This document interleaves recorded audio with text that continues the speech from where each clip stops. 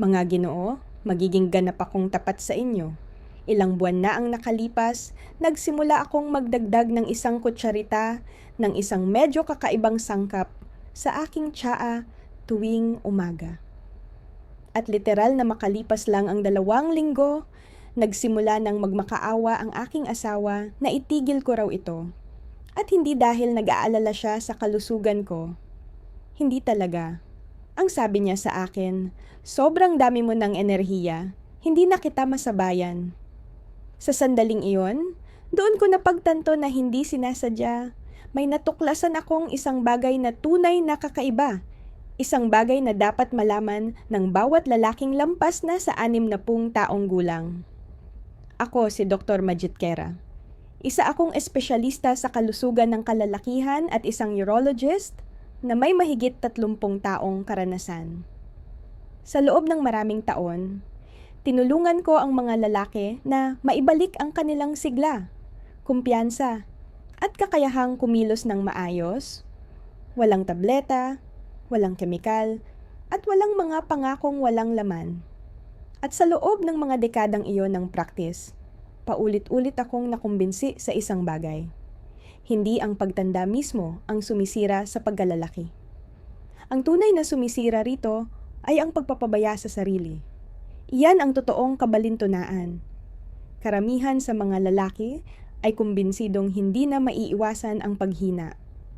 Tinatanggap na lang nila ang pagkapagod, pagkawala ng motibasyon, at mabibigat na umaga bilang bagong normal. Pero sapat lang pala, nahaluin ko ang isang kutsarita sa aking tsaa at biglang nagsimulang tumugo ng aking katawan na para bang muli akong 25. Ang munting ritual na yon ay nag-activate ng isang biolohikal na switch sa loob ko. Isang bagay na matagal ko nang inakala na tuluyan nang nawala. Sa video na ito, ipapaliwanag ko ng detalyado kung ano ang kutsaritang iyon, paano eksaktong kumikilos ito sa katawan, at kung bakit nito natural na sinusuportahan ang metabolismo, enerhiya, at balanse ng hormones. Walang stimulants at walang anumang panlilinlang. Tunay na suporta ito, nakabatay sa siyentipikong ebidensya, para sa natural na pagbabagong lakas ng katawan. Kaya manatili kayo hanggang dulo. Sa loob lamang ng ilang sandali, malalaman ninyo kung bakit napakalakas ng ritual na ito sa umaga, na ang mismong asawa ninyo ang unang makakapansin ng pagbabago. At baka sabihin pa, pakiusap, maghinay-hinay ka naman. Bago tayo magpatuloy, kung hindi pa kayo nakasubscribe, gawin na ninyo ngayon at pindutin ang bell ng notifications para hindi ninyo mamiss ang aking mga lingguhang payo. Ang mga ito ay dinisenyo para tulungan ang mga lalaking lampas 60 na makaramdam ng mas malakas, mas masigla, at tunay na buhay na buhay. Kung nagugustuhan ninyo ang naririnig ninyo, mag-iwan ng numero 1 sa comments. Kung hindi naman, maglagay ng 0 at sabihin kung anong klase ng payo ang gusto ninyong marinig sa susunod. At ngayon, bago ko ibunyag kung ano talaga ang nasa likod ng makapangyarihang kutsaritang ito, unahin muna nating unawain kung bakit napakaraming lalaki sa ganitong edad ang gumigising tuwing umaga na pagod na pagod. Dahil kung hindi natin aayusin kung ano ang nangyayari sa loob ng katawan ninyo bawat umaga, walang kahit anong supplement o lihim na sangkap ang makakapagbalik ng enerhiya at kumpiyansa ninyo. Ang unang problema tuwing umaga na kadalasang binabaliwala ng mga lalaking may edad na ay ito mismo. Tuwing umaga, bago pa man sumikat ang araw, milyon-milyong lalaki ang tahimik na nakaupo po na may hawak na tasa ng kape o tsaa. Umaasang ang unang lagok ang magbabalik ng lakas nila. Lubos kong naiintindihan ang pakiramdam na yan. Naranasan ko rin iyan. Gigising kayo na pagod, kahit pakiramdam ninyo ay sapat naman ang tulog ninyo. Parang mas mabigat ang katawan kaysa dati. Mabagal ang takbo ng isip. Sinasabi ninyo sa sarili, kailangan ko lang ng kaunting oras para gumana. Pero sa kaibuturan ninyo, ramdam ninyo na may hindi tama. Ang panloob na makina na dati umaatungal sa enerhiya at sigla sa buhay, ngayon ay parang mahina na lang na ugong sa likuran. Sa totoo lang, hindi lang ito simpleng pagod.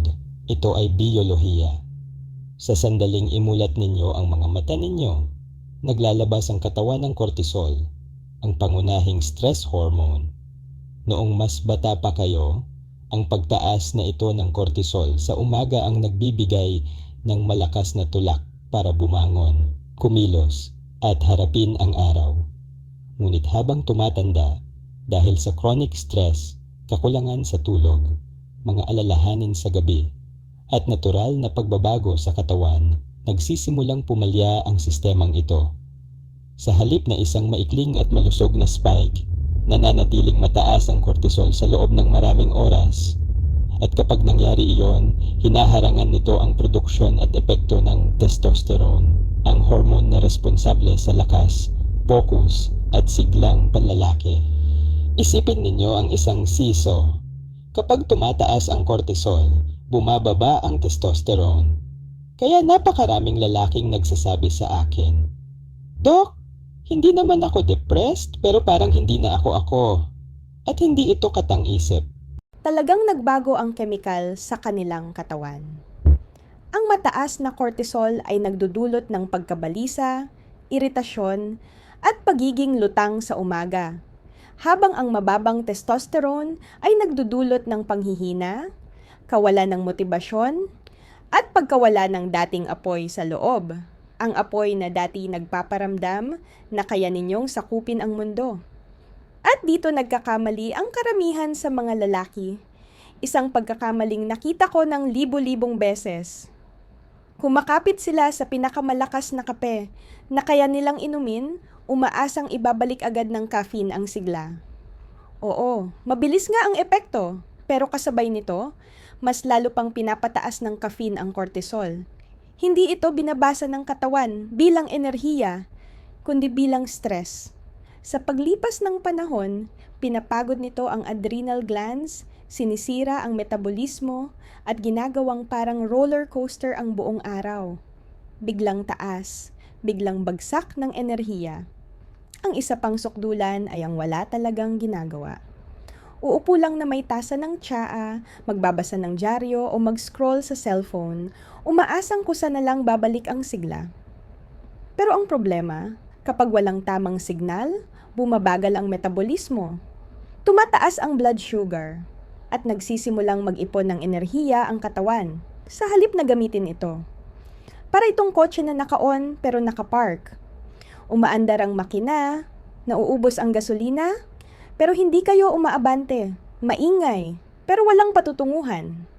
At dito nakatago ang detalye na hindi napapansin ng karamihan sa mga lalaki. Ang umaga, ang oras kung kailan sobrang sensitibo ng katawan sa anumang signal. Ang unang 30 minuto pagkatapos, magising ay parang mga biological na gear. Ang ginagawa ninyo, or ang hindi ninyo ginagawa, sa panahong iyon ang nagtatakda ng tono ng inyong hormonal rhythm para sa buong araw. Maaari ninyong itulak ang katawan sa direksyong kakampi ninyo ito, o nang hindi ninyo namamalayan, ilunsad ito sa pababang spiral ng stress, pagkapagod, at kawalan ng balance. Malinaw pa sa alaala ko, ang isang pasyente ko, isang retiradong piloto na ang pangalan ay Jack. Dumating siya sa akin na lubos na bigo at dismayado. "Doktor," sabi niya sa akin, "maaga naman akong natutulog, naglalakad ako tuwing umaga, pero pakiramdam ko pagod na ako bago pa magtanghali." Nagsagawa kami ng mga laboratory tests. Sobrang taas ng antas ng cortisol niya, habang ang testosterone naman ay halos nasa pinakamababang punto. Hindi siya tamad, hindi rin siya may sakit. Ang totoo, ang katawan niya ay otomatikong pumapasok sa stress mode tuwing umaga. Nang bahagya naming baguhin ang kanyang umagang routine, isang simpleng pagbabago lang. Makalipas ang ilang linggo, para siyang muling nabuhay. Bumalik ang kanyang enerhiya, sigla, at linaw ng isip. Tinawag pa nga niya iyon na kanyang tunay na paggising. Iyan ang dahilan kung bakit mas mahalaga ang umagang tsaa ninyo kaysa sa iniisip ninyo. Ang inilalagay ninyo sa tasa ay hindi lang usapin ng lasa o nakasanayan. Isa itong malinaw na signal na ipinapadala ninyo sa inyong katawan sa unang lagok pa lang. At ang signal na yon ang magtatakda kung ano ang mararamdaman ninyo sa susunod na 16 na oras. Kapag nagawa ninyong pakalmahin ang cortisol habang marahang pinapagana ang metabolismo, na ibabalik ninyo ang balanse. Ang parehong balanse na unti-unting nawala sa karamihan ng mga lalaki sa loob ng maraming taon nang hindi man lang nila namamalayan.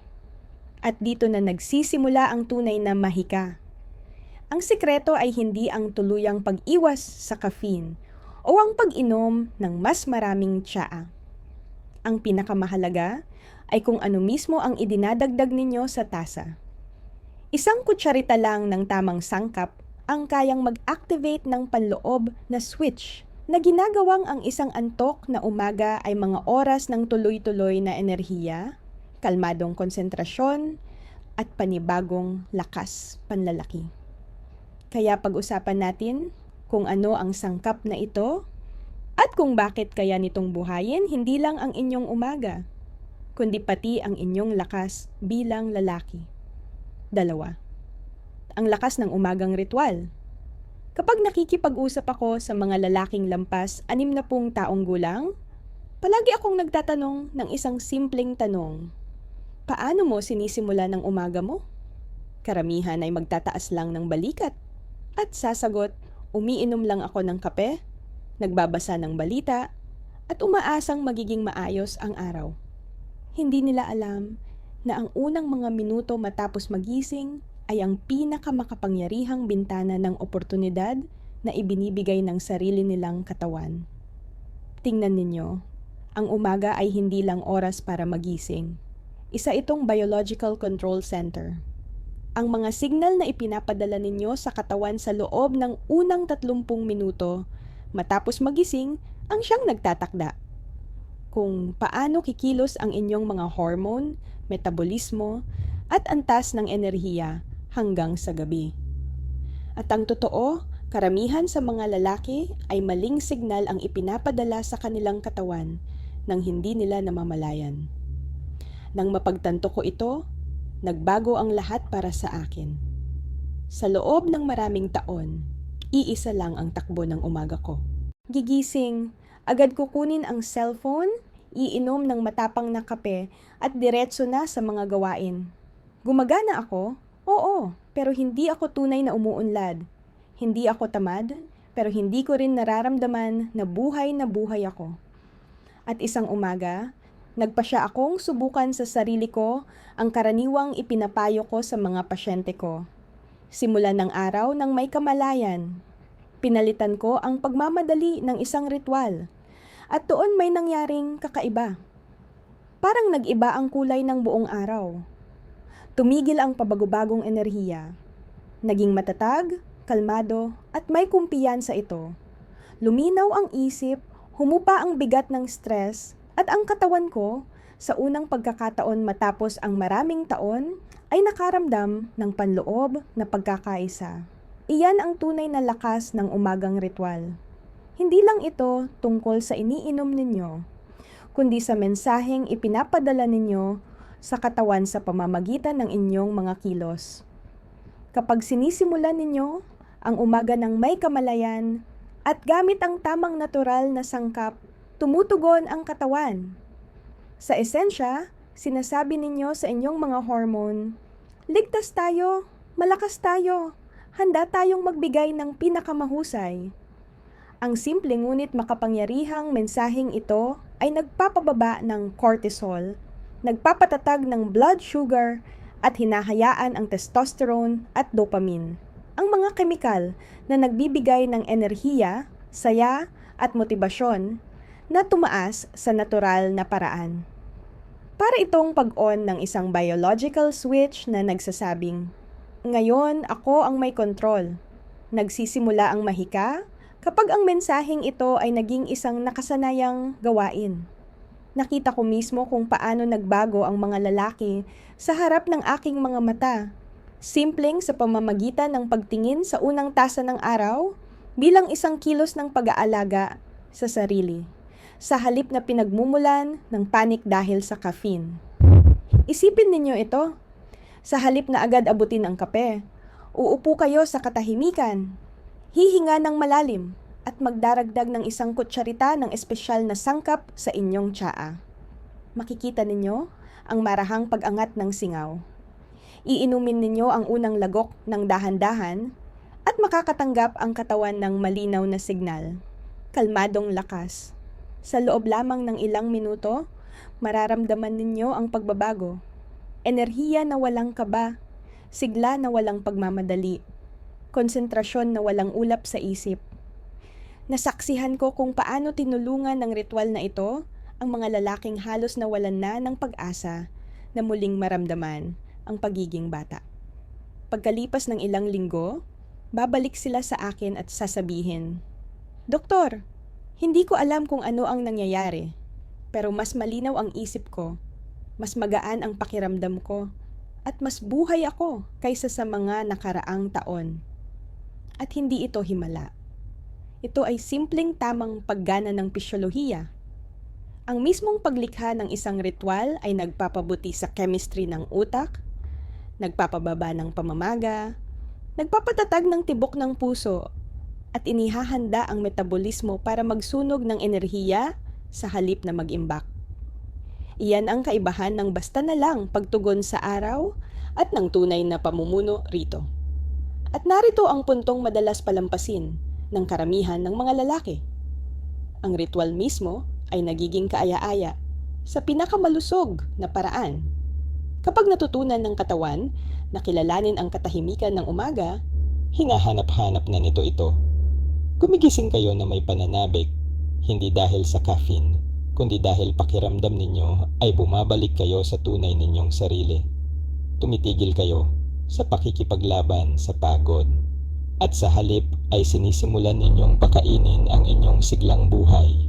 Iyan ang dahilan kung bakit sinasabi ko sa bawat lalaking lampas 6 na po. Ang unang tasa ninyo sa umaga ay maaaring magpahina sa inyo, o kaya naman ay magtakda kung sino kayo magiging sa buong araw. Nasa inyo palagi ang pagpili. Ang ritual ay parang reset button na matagal nang hinihintay ng inyong katawan. At ang pinakakamanghamanghang bahagi nito, hindi nito hinihingi ang malalaking pagbabago sa buhay. Nagsisimula ang lahat sa isang mulat na hakbang, sa mismong kutsaritang iyon na ikukuwento ko sa inyo ngayon. Dahil ang kung anuman ang ihahalo ninyo sa tasang iyon ay maaaring maging munting apoy na muling bubuhay sa lahat ng mga bagay na inakala ninyong tuluyan ng kinuha ng edad sa inyo. 3. Ang unang kutsarita. Pulbos ng ugat ng maka. Noong una kong marinig ang tungkol sa ugat ng maka, aaminin ko ng tapat, medyo nagduda ako. Ilang taon kong inialay ang pag-aaral sa hormones, metabolismo, at siglang panlalaki. Kaya nang sabihin ng isa sa aking mga pasyente na nagdadagdag siya ng isang bagay na tinatawag na Peruvian ginseng sa kanyang tsaa, at pakiramdam daw niya ay parang bumata siya ng 20 taon. Ngumiti lang ako ng magalang at itinago ang aking pag-aalinlangan. Pero nang ang ikatlo, ika-4 at ika-5 lalaki ay magsabi sa akin ng eksaktong parehong kwento, mga lalaking nasa edad na 6 na po, dumaranas ng panghihina, mabigat na pakiramdam at pagkawala ng enerhiya, na pagdesisyonan kong subukan ito sa sarili ko, at ang resulta ay tunay na ikinagulat ko. Ang maka ay hindi isang himalang gamot. isa lamang itong payak na ugat na tumutubo sa matataas na kabundukan ng Andes, kung saan napakabagsik ng klima at tanging ang pinakamatitibay na anyo ng buhay ang nakaliligtas. At doon nagmumula ang likas nitong lakas. Para bang ipinapasa nito ang bahagi ng tibay nito sa sinumang gumagamit nito. Noong una kong hinalo ang isang kutsarita ng gelatinized na pulbos ng maka sa aking umagang tsaa, wala naman akong inaasahang kakaiba. Ang lasa nito ay medyo earthy, May bahagyang nutty na tono at banayad na tamis na parang karamelo. Ngunit makalipas lamang ang ilang araw, napansin ko ang mga banayad pero malinaw na pagbabago. Mas maaga akong nagigising kaysa sa alarm. Mas matalas ang aking konsentrasyon. At ang mabigat na ulap ng pagod na dati bumabalot sa aking mga umaga ay unti-unting naglaho. Hindi nagtagal. Ang aking mga pasyente ay nagsimula ring magsabi ng ganoon din. Dok, hindi ko alam kung ano ang nangyayari, pero pakiramdam ko ay parang dati. Isa-isa nilang sinasabi. At narito kung bakit talaga ito gumagana. Ang maka ay walang taglay na hormones, pero nakikipag-ugnayan ito sa sistemang kumokontrol sa produksyon ng mga ito. Ang hypothalamic pituitary adrenal axis, o mas kilala bilang HPA axis. Isa itong uri ng control center kung saan nagkakasundo ang utak at katawan kung gaano karaming testosterone, cortisol, at DHEA ang kailangang gawin. Habang tumatanda, ang stress at panahon ay unti-unting sinisira ang balanse ng sistemang ito at nagsisimula itong magpadala ng maling signal sa katawan. Tinutulungan ng maka na ayusin muli ang komunikasyong ito upang muling makontrol ng katawan ang sarili nito sa natural na paraan. Ang resulta ay hindi biglaang pagsabog ng enerhiya o artipisyal na pagtaas. Ito ay isang tunay at maayos na balanse. Ramdam ninyo ang sigla, pero kalmado. Buhay na buhay, pero hindi balisa, o sobra ang pagka-excite, at may malalim ding psikolohikal na epekto ito. Kapag nagsimulang maramdaman ng isang lalaki, ang banayad na pagbabalik na yon, ang tahimik na kumpiyansa sa umaga, ang linaw ng isip, ang munting apoy ng pagnanais, nagbabago ang lahat sa kanyang buhay. Isang pasyente ko, 64 na taong gulang na retiradong propesor, ang nagsabi sa akin. Parang naalala ulit ng katawan ko kung paano maging ako. Ikinuwento niya na mas maaga na siyang nagigising, may gana ng gumalaw, lumabas ng bahay, at mas mapalapit sa kanyang asawa. Hindi dahil sa pagmamataas, kundi dahil muli niyang naramdaman na siya ay buhay. Iyan ang talagang gusto ko sa maka. Hindi lang nito ibinabalik ang hormonal balance, ibinabalik din nito sa isang lalaki ang pakiramdam ng kanyang sarili. Ang kanyang panloob na lakas at identidad. Para itong paalala kung ano ang pakiramdam na muling manirahan ng buo sa sariling katawan. Hindi namamalayan ng karamihan sa mga lalaki kung gaano karaming enerhiya ang kinukuha sa kanila ng kawalan nito. Hindi lang sa pisikal, kundi pati sa emosyonal. Nawawala ang saya sa simpleng bagay, humihina ang kuryosidad sa buhay, at napuputol ang koneksyon sa mga mahal sa buhay. Unti-unting binabaligtad ng masa ang prosesong ito, binubuhay muli ang katawan at diwa sa natural na paraan. Kung magpapasya kayong subukan ito, mariin kong inirerekomenda na gelatinized na pulbos ng maka ang piliin ninyo. Handa na ito at natanggalan na ng almirol, kaya mas madali itong tunawin at i-absorb ng katawan. Isang kutsarita na walang bunton, hinalo sa mainit na tsaa o kahit sa kape ay sapat na. Inumin ito araw-araw sa loob ng ilang linggo at magsisimula ninyong mapansin ang mga pagbabago. Luluwag ang pag-iisip, magiging mas stable ang mood, gagaan ang katawan, at kusa ninyong mararamdaman ang pagnanais na kumilos. Hindi na ninyo kailangang pilitin ang sarili. Darating ang motibasyon ng kusa. At oo, mapapansin din ito ng inyong kapareha. Enerhiya, saya, konsentrasyon. Unti-unting bumabalik ang lahat sa paraang imposibleng hindi maramdaman. May ilang lalaki pang umamin na pabirong tinatanong sila ng kanilang mga asawa o partner, ano bang iniinom mo riyan tuwing umaga sa tasa mo? At iyan mismo ang punto. Hindi ito tungkol sa pagiging mas produktibo, kundi sa pagiging present, sa pagiging ganap na kasali sa sarili ninyong buhay. Ngunit paano kung ang umaga ninyo ay hindi lang basta mabigat? Paano kung puno ito ng mas malalim na tensyon, hindi mahimbing na tulog, palaging pagkabalisa, Isang panloob na higpit na ayaw kayong pakawalan. Dahil bagamat ang matcha ay nagsisindi ng apoy, may isa pang ugat na kayang pakalmahin ang bagyo. Iyan ang nais kong ibahagi ngayon. 4. Ang ikalawang kutsarita. Pulbos ng ugat ng ashwagandha. Kung ang matcha ang munting apoy na nagpapaliyab sa panloob na lakas, ang ashwagandha naman ang katahimikang nagpapanatili sa apoy na iyon. Natuklasan ko ang ashwagandha maraming taon na ang nakalipas habang pinag-aaralan ko ang Ayurvedic medicine. Ngunit tunay ko lamang na naunawaan ang lakas nito nang sinimulan ko itong gamitin sa sarili ko. Noong panahong iyon, pakiramdam ko ay ubos na ubos ako. Sa pagitan ng aking practice, pananaliksik at responsibilidad sa pamilya, hindi na kinakaya ng aking katawan. Mababaw ang tulog ko, balisa ang isip, at ang pasensyang dati ipinagmamalaki ko ay halos wala na. Doon ko naalala ang sinaunang halamang ito na ang kahulugan ng pangalan ay lakas ng kabayo. At talagang akmang-akma ang paglalarawang iyon. Ang ashwagandha ay hindi umaaksyon ng biglaan tulad ng caffeine at hindi rin nito binabaha ang katawan ng stimulasyon.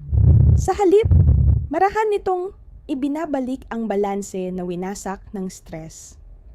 Nang magsimula akong magdagdag ng isang kutsarita lamang sa aking umagang tsaa, naramdaman ko ang isang bagay na matagal ko nang hindi nararanasan. Tunay na kapayapaan. Hindi antok, hindi pamamanhid, kundi isang malalim na panloob na balance. Na para bang sa wakas ay nakahinga ng maluwag ang aking nervous system. Hindi ito isang biglaang himala. Dumarating lang ang sandaling mapapansin ninyo na hindi na kayo nakikipaglaban sa sarili ninyong katawan.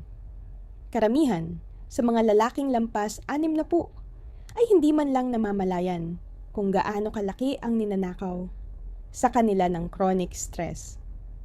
Iniisip nilang ang pagod at iritasyon ay normal at hindi na maiiwasang bahagi ng pagtanda. Ngunit sa pisyolohikal na pananaw, mas simple lang talaga ang paliwanag.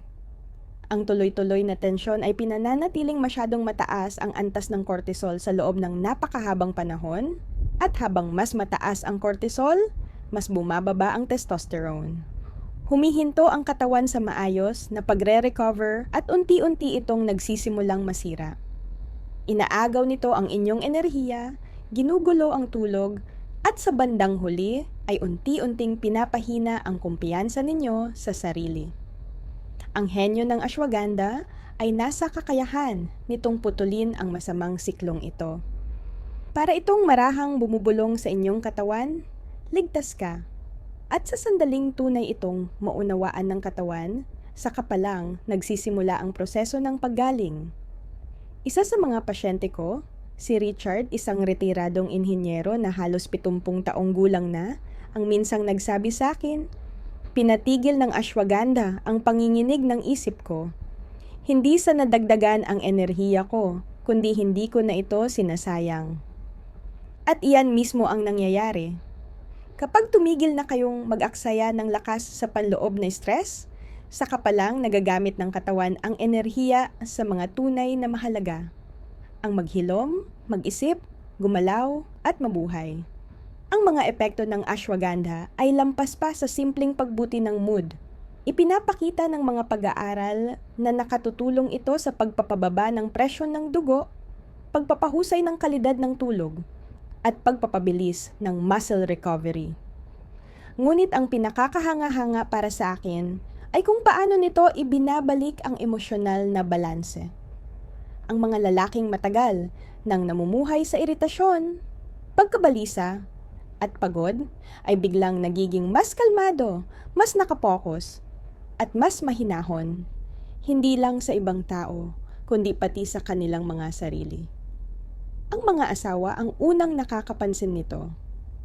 May mga babaeng pasyente ako na pumupunta at pabirong nagsasabi, "Doktor, hindi ko alam kung ano ang ibinigay ninyo sa kanya. Pero ibang tao na siya ngayon." Ang lasa ng ashwagandha ay earthy, bahagyang mapait at medyo matapang. Gusto kong idagdag ito sa isang mainit at maanghang na tsaa na may luya, turmeric at patak ng pulot. Hindi kailangang perpekto ang lasa. Ang mahalaga ay ang paalala nito, may ginagawa ka para sa sarili mo. Madalas kong sabihin sa aking mga pasyente, bawat lagok ay isang maliit na kilos ng pagsuway sa stress. Ibinabalik ninyo ang kontrol mula sa kaguluhan ng modernong buhay. Isang kalmadong hinga sa bawat sandali. Bigyan ninyo ito ng 2 hanggang 3 linggo. At mararamdaman ninyo mismo ang kaibahan. Ang mga gabi ay nagiging mas tahimik at mas malalim. At ang mga umaga ay mas magaan. Gumigising kayo hindi lang basta nakapagpahinga, kundi tunay na na-renew. At habang unti-unting nagiging balance ang cortisol, muling nahahanap ng testosterone ang natural nitong ritmo. Hindi lang ito mararamdaman sa antas ng enerhiya, kundi pati sa kumpiyansa, sa paraan ng pagtugon ninyo sa stress, sa kung paano ninyo hinaharap ang pressure, at kung paano ninyo tinatahak ang araw ng may gaan at linaw. Ngunit paano kung ang pangunahing problema ninyo ay hindi stress, kundi isang mabagal at halos hindi napapansing pagkapagod? Ang tahimik na pagdagdag ng timbang sa may tiyan, ang biglaang pagnanasa sa matatamis, ang pagbagsak ng lakas tuwing hapon kung kailan biglang nawawala ang konsentrasyon. Dito na pumapasok ang susunod na kutsarita, isang mainit at mabangong pampalasa, pamilyar sa lahat, ngunit bihirang ituring bilang isang makapangyarihang sangkap na kayang baguhin ang metabolismo at ibalik ang enerhiya. 5. Ang ikatlong kutsarita, giniling na Ceylon cinnamon. Kung may isang sangkap na tunay na nagulat ako sa lakas nito, ito ay ang cinnamon. Hindi ang murang kayumangging pulbos na nakasanayan nating iwiwisik sa tinapay o oatmeal, kundi ang tunay na Ceylon cinnamon. Noong unang panahon, ang espesyang ito ay para lamang sa mga hari. Hindi ko makalimutan ang umagang unang beses kong naglagay ng isang kutsarita nito sa aking tasa. Ang amoy pa lang ay sapat na para mapahinto ako, mainit, matamis, at halos nakaaaliw, parang alaala ng pagkabata. Ngunit ang naging epekto nito sa aking katawan sa loob ng sumunod na linggo ang talagang tumatak sa akin. Hindi lang simpleng dagdag enerhiya ang naramdaman ko, kundi isang malalim na panloob na balance. Nawala ang pabago-bagong pakiramdam, nawala ang pagbagsak ng lakas tuwing hapon, at ang mabigat na pagod na dati sumusulpot pagkatapos kumain ay unti-unting naglaho. Ito ang hindi na pagtatanto ng maraming lalaking lampas 60. Ang mabagal na pagdagdag ng timbang, ang matinding paghahangad sa matatamis, at ang ulap sa isipan na dumarating kasabay ng edad ay hindi usapin ng kahinaan ng loob. Ito ay bunga ng insulin resistance. Unti-unting nawawala ang kakayahan ng katawan na iproseso ng maayos ang asukal. Kapag hindi na gumagana ang insulin gaya ng nararapat, nananatiling mataas ang blood sugar, nagsisimulang mag-ipon ng taba ang katawan, at ang mga selula ay hindi na nakakakuha ng tuloy-tuloy na enerhiya. Sa huli, ang nararamdaman ninyo ay pagod, gutom, at matinding pagkadismaya. Kahit pa nagsisikap kayong kumain ng tama, tinutulungan ng Ceylon cinnamon na ibalik ang sirang mekanismong ito.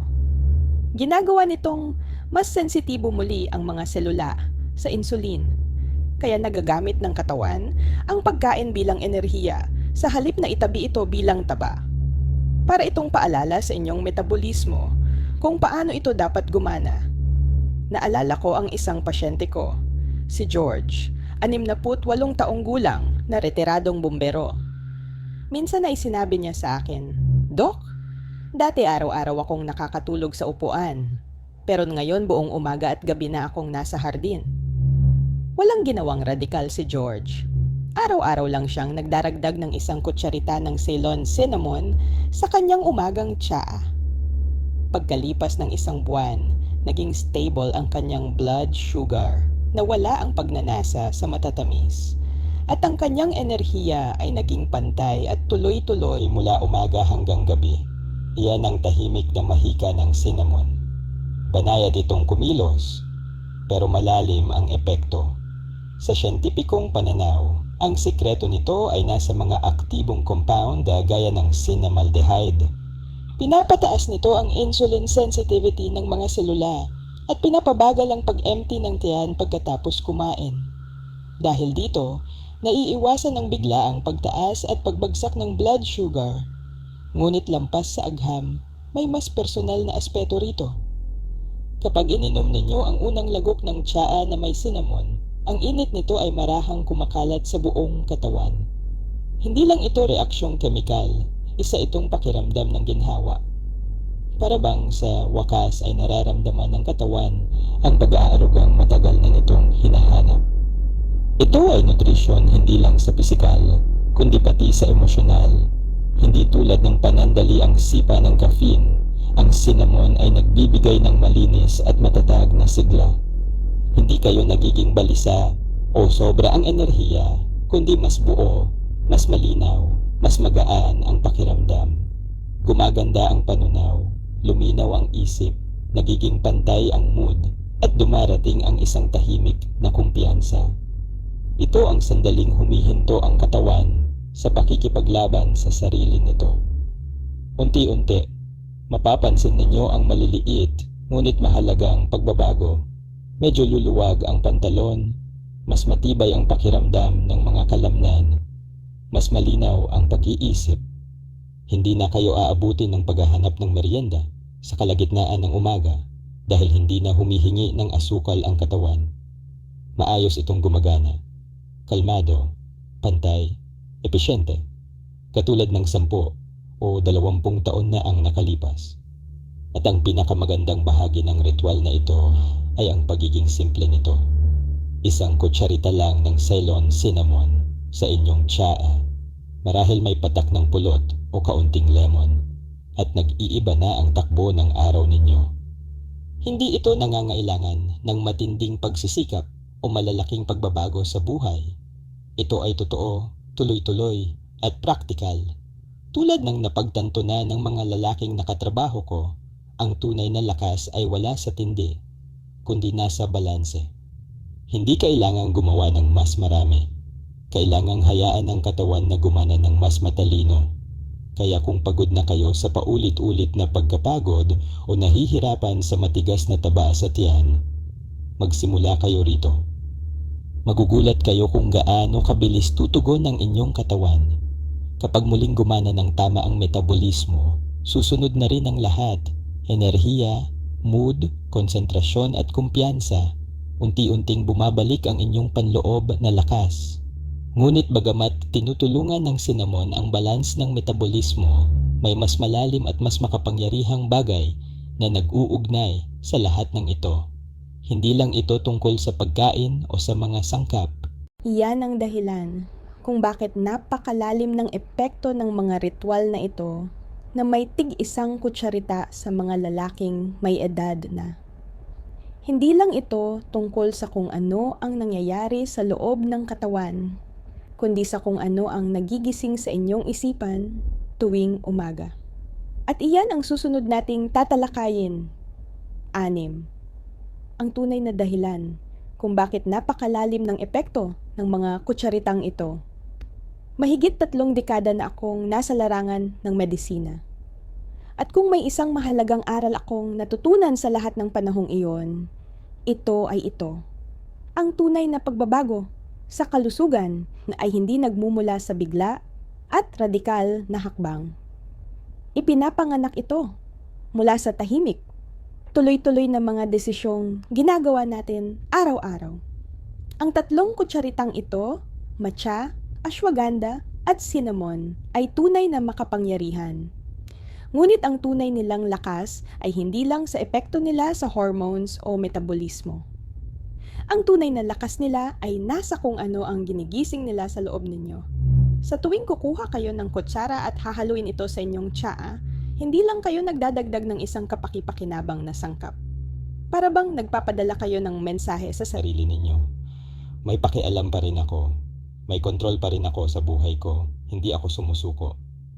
Para sa maraming lalaking aking ginamot, ang pagbabagong ito sa pag-iisip ang siyang naging punto ng pagliko ng kanilang kalusugan. Nakita ko ang mga lalaking nasa edad 60 hanggang 70 na pumapasok sa klinika na parang wala ng sigla sa mga mata, mababa ang enerhiya, at tahimik na tinatanggap na ganoon na lang talaga dahil sa edad. Ngunit pagkalipas ng ilang linggo, bumabalik sila na ibang-iba. Hindi dahil bigla silang naging mas bata, kundi dahil may nagising sa loob nila. Muli nilang sinindihan ang apoy ng pag-aari sa sarili nilang buhay. Ang pakiramdam ng panloob na dignidad na dumarating kapag ang isang tao ay nagsimulang kumilos para sa sariling kapakanan. At iyan ay mas mahalaga kaysa sa anumang pulbos o tableta. Iyan ang tunay na nagbabalik ng siglang buhay. Hinding-hindi ko makakalimutan ang isang pasyente ko na ang pangalan ay Alan. Siya ay 72 taong gulang. Sinabi niya sa akin, "Doc, hindi ako naniwalang posible pang makaramdam ng ganito kaganda. Pero tuwing umaga na hinahalo ko ang kutsaritang ito sa tsaa ko, naaalala kong may ginagawa ako para sa sarili ko." Sinabi niya iyon na may banayad at pigil ng ngiti. Ang uri ng ngiti na lumalabas kapag ang isang tao ay unti-unting binabawi ang bahagi ng sarili niyang matagal nang nawala. Iyan ang tunay na kahulugan ng mga kutsaritang ito. Hindi ito tungkol sa pagiging perpekto o sa paghahabol sa kabataan. Ito ay tungkol sa pakikilahok, sa muling pagiging aktibong kalahok sa sariling kalusugan. Hindi lang isang tahimik na tagamasid.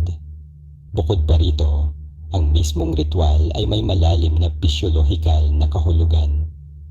Kapag gumigising kayo at sinasadya ninyong gawin ang isang simple at paulit-ulit na kilos na may malinaw na layunin, na-activate ang parasympathetic nervous system, ang estado ng pahinga at paghilom, at ang nag-iisang pagbabagong ito pa lamang ay sapat na para pababain ang cortisol, pahusayin ang konsentrasyon, at ihanda ang katawan para sa kalmado at tuloy-tuloy na enerhiya sa halip na magulong bugso ng adrenaline. Kaya bago pa man kumilos ang mga sangkap sa antas ng kemikal, tumutugon na ang inyong nervous system. Para bang sinasabi ninyo sa katawan, "Ligtas ako, nakatutok ako, handa ako." Nakapagtataka kung gaano kabilis nagsisimulang makita ang epekto ng panloob na katahimikang ito sa lahat ng aspeto ng buhay. Ang mga lalaking nagsisimula sa simpleng ritual sa umaga ay madalas magsabi na mas maayos na ang tulog nila, mas maganda ang kanilang pagkain, at mas madali nilang nahaharap ang stress. Nagiging mas pantay ang mood, mas mainit ang mga relasyon, at mas marami ang tawa at gaan sa kanilang araw-araw. At ang pinakakawili-wili rito, hindi dahil bigla silang naging mas disiplinado o mas motivated, kundi dahil ibinabalik ng ritual ang ritmo sa kanilang buhay. Nagiging angkla ito sa isang mundo na masyadong mabilis at hindi mahulaan. Mayroon itong halos espiritual na aspeto.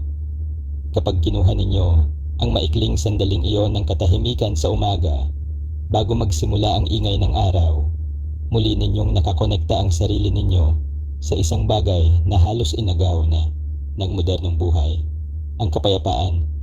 Sinisimulan ninyo ang araw ng walang paloob na pagtutol, na payapa kayo sa sarili ninyo. At ang kalagayang ito ay unti-unting kumakalat sa lahat, sa paraan ng pagsasalita ninyo, sa mga desisyon sa paghinga. Halos hindi ito napapansin, ngunit tunay na nagbabago ng buhay. Kaya kapag sinasabi ko sa inyo na kayang baguhin ng isang kutsarita ang lahat, hindi lang ang iniinom ninyo ang tinutukoy ko.